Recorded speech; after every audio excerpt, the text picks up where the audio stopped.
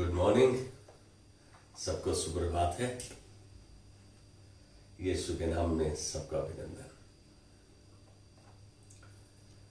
आज एक और अवसर, एक और मौका प्रभु के वचन को पढ़ने का, उस पर मनन करने का, उसको बांटने का। धन्यवाद देते हैं प्रभु का, उसने हमें अपना वचन दिया। आइए इससे पहले कि हम प्रभु के वचन को बांटें, छोट सी विनती करेंगे। प्रभु धन्यवाद देते हैं, आज तेरे पाक नाम यीशु नाम में हम तेरे पास आते हैं, अपने आप को समर्पित करते हुए कहते हैं प्रभु तेरा धन्यवाद, तूने हमारा नियंत्रण लिया है। और आज जैसे तेरे वचन को बांटा जा रहा है प्रभु, तेरा अभिषेक, तेरा चलन, तेरी अगुवाई तेरे वचन पर हो। और जिस मकसद से प्रभु तू आज इस वचन को श्रोताजन के पास भेज रहा है, उनके हृदय में घर करने पाए, और जिस उस कार्य को करने पाए जिस मकसद से तू भेज रहा है। हम प्रभु इस बात को कहते हैं कि हम इस कार्य में तेरी महिमा को देखते हैं, यीशु मसीह के नाम में। आमेन, आमेन, आमेन। हम सब जीवन तो जीते हैं,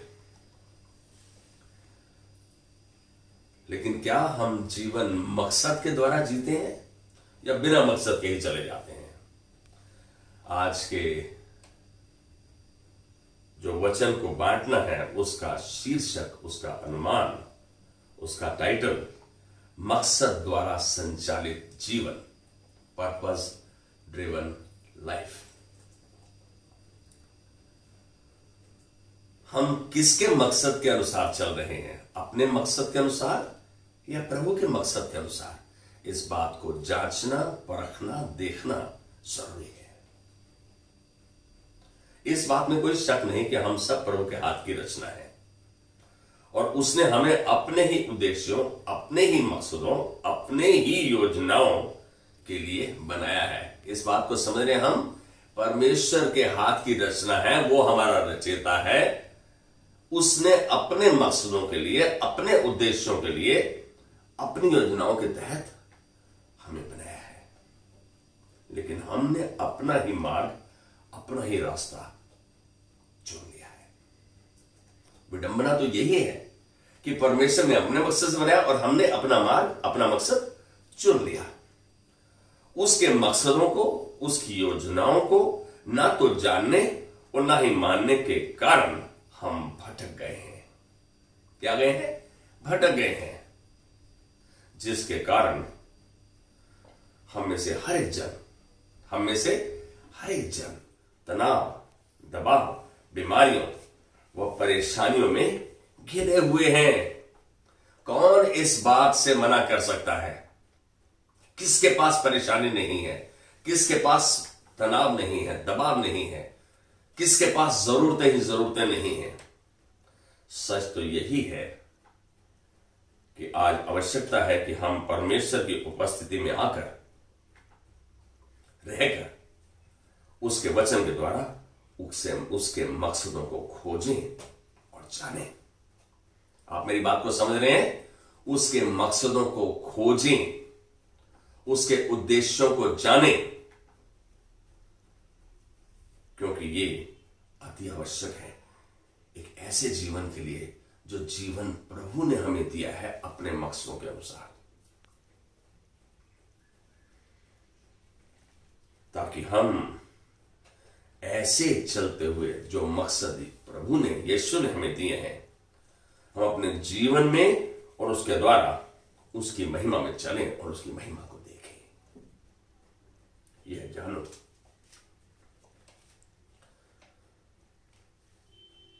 परमेश्वर ने हमें रचा है। हमारा स्वामी कौन है? हमारा स्वामी कौन है? तो मैं इसको एक उदाहरण के साथ दे रहा हूं। हम यदि किसी कंपनी में, किसी फैक्ट्री में, किसी दफ्तर में यदि हम कार्य के लिए चुने जाते हैं, तो क्या हम वहां अपनी मनमानी करते हैं? नहीं, हम अपने दुनियावी स्वामी के अनुसार चलने की कोशिश करते हैं, ताकि हम उस कार्य में और तरक्की करें, बढ़ें। लेकिन परमेश्वर ने जिस मकसदों को चुना, उसको तो हमने नकार दिया, टाल दिया। अपने ही मकसदों को हमने अपना लिया, दुनिया की चकाचौंध में खो गया हूं। यह जानो,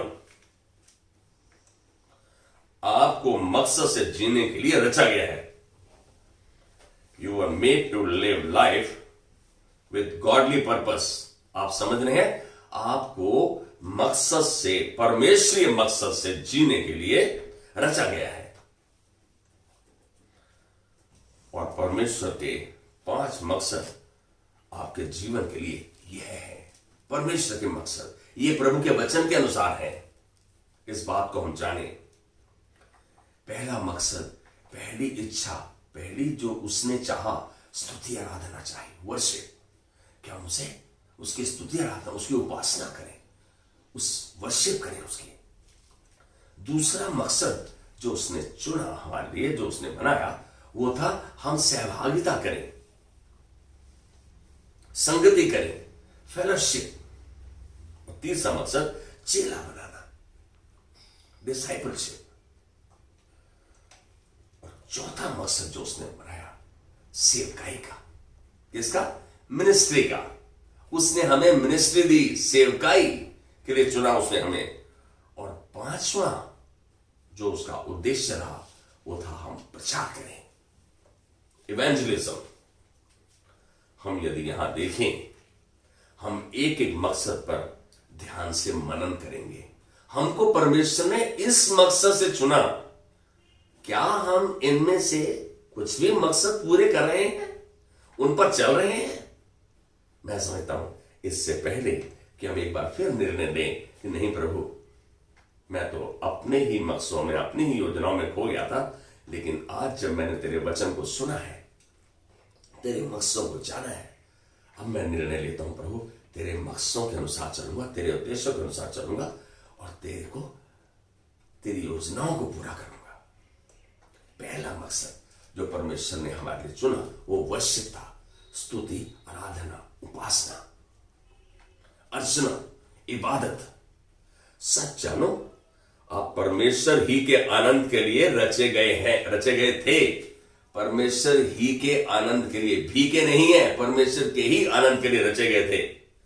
इस सच को परमेश्वर ने स्वभावदेशक 12:13 में कहा। आइए देखो, सुनेंगे हम उस वचन को, स्वभावदेशक 12:13।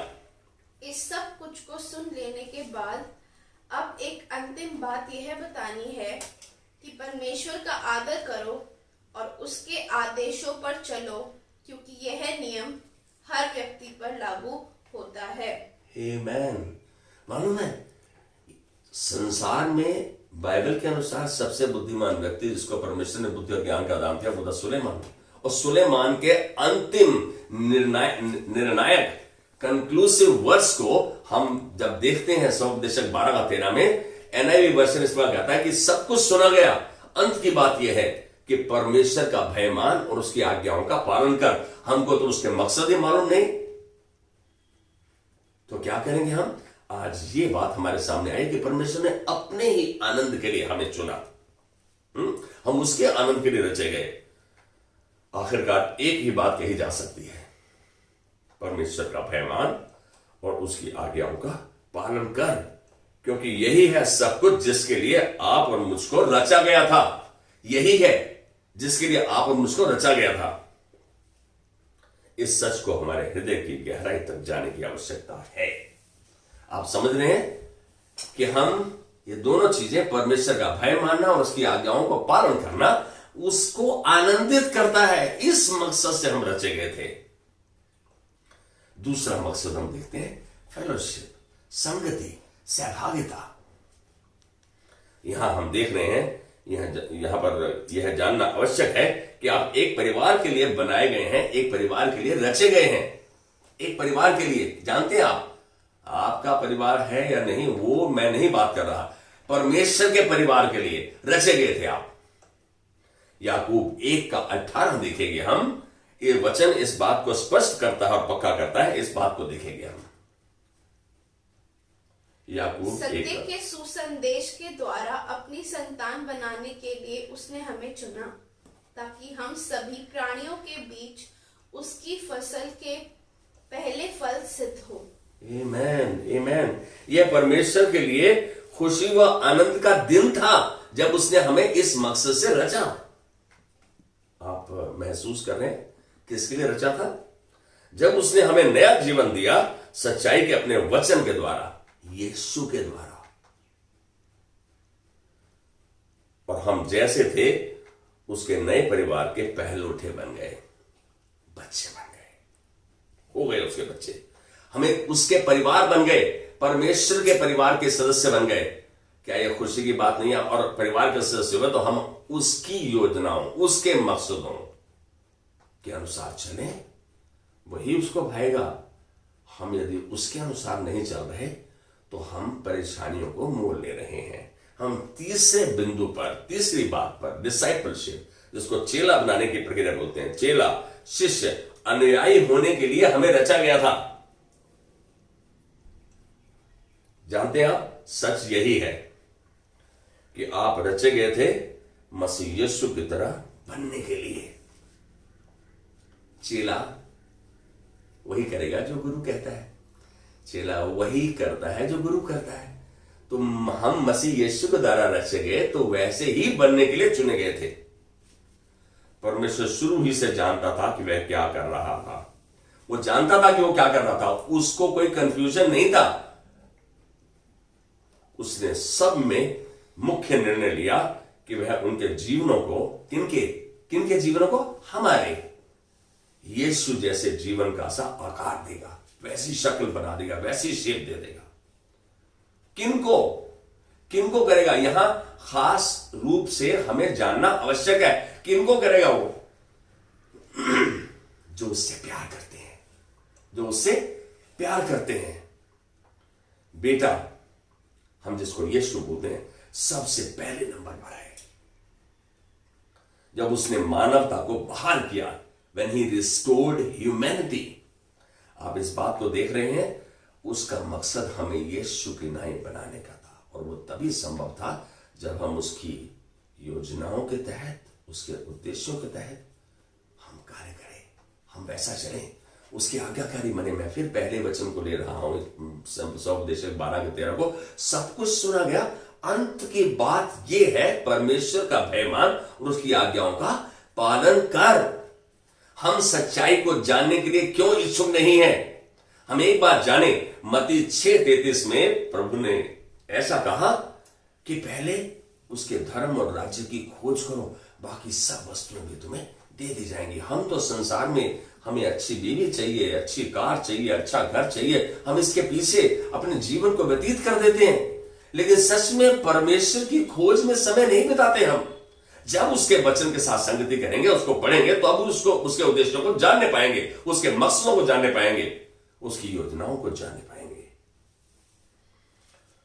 हम अपने असली जीवन की छवि उसमें देखते हैं, उसमें देख पाते हैं, यीशु मसीह में देख पाते हैं अपने जीवन की छवि। जब हम अपने आप को उसके उद्देश्य, उसकी योजनाओं के अनुसार चलाते हैं, तो हम अपने आप में उसकी छवि पाते हैं, जिस मकसद से उसने हमें रचा था। हम परमेश्वर के इस मकसद को रोमियो 8:29 में देखते हैं, जो इस बात को पक्का करता है। जिन्हें उसने पहले ही चुना, उन्हें पहले ही अपने पुत्र के रूप में ठहराया, ताकि बहुत से भाइयों में वह सबसे बड़ा भाई बन सके। आप और हम चुने गए हैं ताकि यीशु हमारा बड़ा भाई बना रहे। कैन यू से आमेन विद मी? आमेन। परमेश्वर की इच्छा, परमेश्वर की योजना, उसका उद्देश्य कितना अच्छा है, हम इस बात को देख ही नहीं पा रहे। हमको तो संसार के उद्देश्य अच्छे लग रहे हैं। बोलता सब चीजें इस संसार में जो दिख रही हैं सब नष्ट हो जाएंगी, सब खत्म हो जाएंगी। हम इस बात को जाने, रहेगा तो केवल आपका जीवन जो उसके मकसदों के अनुसार बनाया गया है, आप जब उस अनुसार जीते हैं। चौथा बिंदु हम देख रहे हैं, मिनिस्ट्री, सेवकाई। सेवकाई के लिए आपको रचा गया है, मिनिस्ट्री के लिए आपको रचा गया है। आपका आकार, आपका ढांचा, आपकी शेप प्रभु की सेवकाई के लिए रची गई थी। आपको बनाया इसी ढंग से रचनाकार ने अपनी महिमा के लिए, ताकि आप उसकी सेवकाई करने पाओ, वो सेवकाई जो आपको बख्शता है। इफिसियों 2:10 में देखेंगे इसका वर्णन कितना भला किया है प्रभु ने। क्योंकि परमेश्वर हमारा सृजनहार है, उसने मसीह यीशु में हमारी सृष्टि इसलिए की है कि हम नेक काम करें, जिन्हें परमेश्वर ने पहले से ही इसलिए तैयार किया हुआ है कि हम उन्हीं को करते हुए अपना जीवन बिताएं। आमेन। अपनी योजना के अनुसार नहीं, हम सब उसके हाथों की रचना है। आमेन।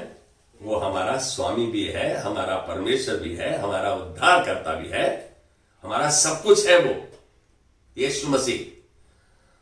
तो यहां इफिसियों 2:10, क्योंकि हम सब उसके बनाए हुए हैं, उसके हाथ की रचना है और मसीह यीशु में उन भले कामों के लिए सिरजे गए हैं जिन्हें परमेश्वर ने पहले से ही हमारे करने के लिए तैयार किया है। आप एक बात जानो, वो भले कार्यों को परमेश्वर ने पहले ही योजना बना रखी है और वो उसने तैयार कर रखे हैं।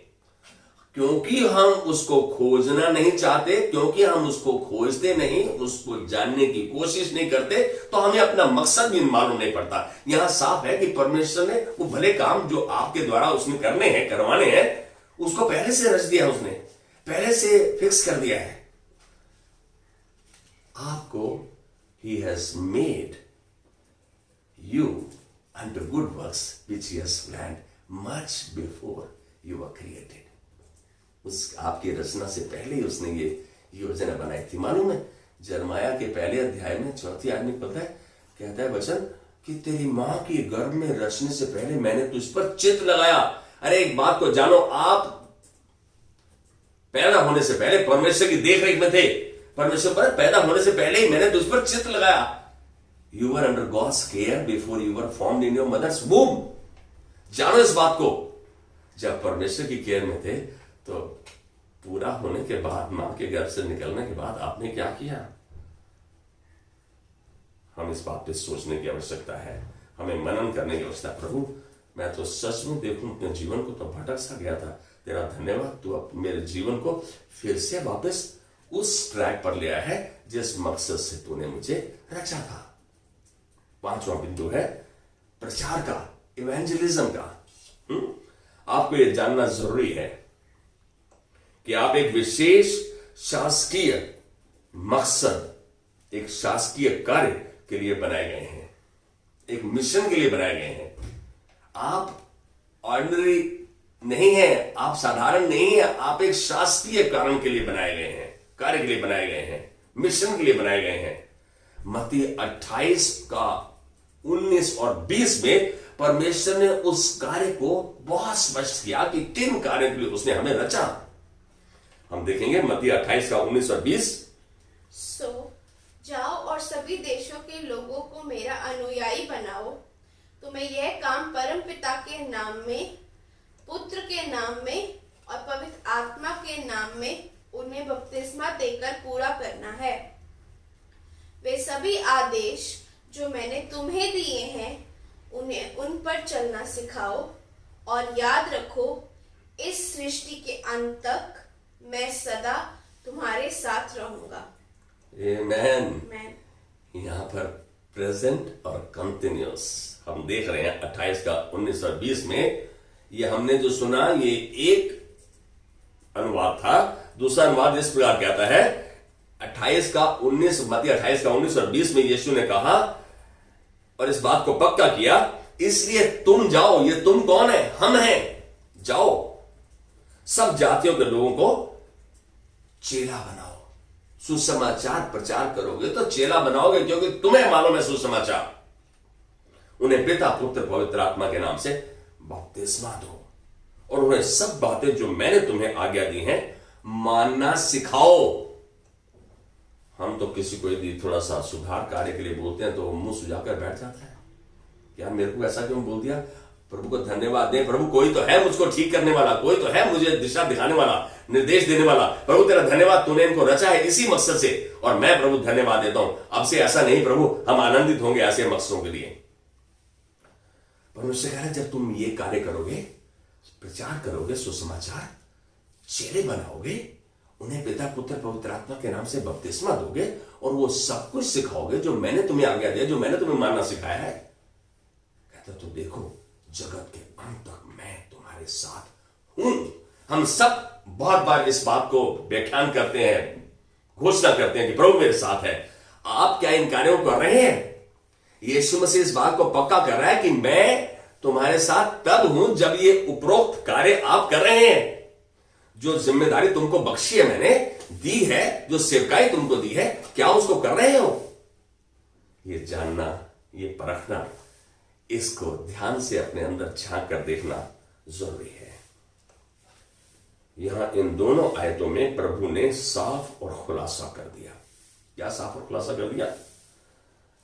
उस मकसद को जिसके लिए उसने हमें रचा है, इस मकसद से उसने हमें रचा है अपने, ताकि वो हम में अपने आनंद को देखे, उस आनंद को देखे जब हम उसके मकसदों के अनुसार जीवन को जीते हैं। वो खुश होता है। हम उसके लिए आनंद का कारण बन रहे हैं या रोष का कारण बन रहे हैं? यहां साफ और स्पष्ट है कि जब हम उसकी कही गई आज्ञाओं को मानते हैं, मेरी बात समझ रहे हैं? सुलेमान ने भी यही कहा, सौपदेशक 12:13 में, सब कुछ सुना गया, अंत की बात यह है परमेश्वर का भय मान, उसकी आज्ञाओं का पालन कर। यहां जब हम उसकी आज्ञाओं को मानते हैं और उसके कहे अनुसार चलते हैं, तब और केवल तब वह जगत के अंत तक हमारे साथ है। आप समझ रहे हैं इस बात को? आप कहते रहो, उसका कोई अर्थ नहीं होगा कि प्रभु मेरे साथ है। आप इस बात को जानो, प्रभु की आज्ञा मानना, उसकी आज्ञाओं पर चलना, उसके वचन में बने रहना आपके लिए अनिवार्य है, जरूरी है। इस बात को, इस सच्चाई को अपने हृदय की गहराई तक जाने दें। कैन यू से आमेन विद मी? मैं समझता हूं प्रभु ने आपके हृदय को आज संजोड़ा है, आपको इस सच्चाई को आप तक पहुंचने दिया है, इस वचनों के द्वारा, अपने मकसदों के द्वारा, अपनी योजनाओं के द्वारा, अपने उद्देश्य के द्वारा।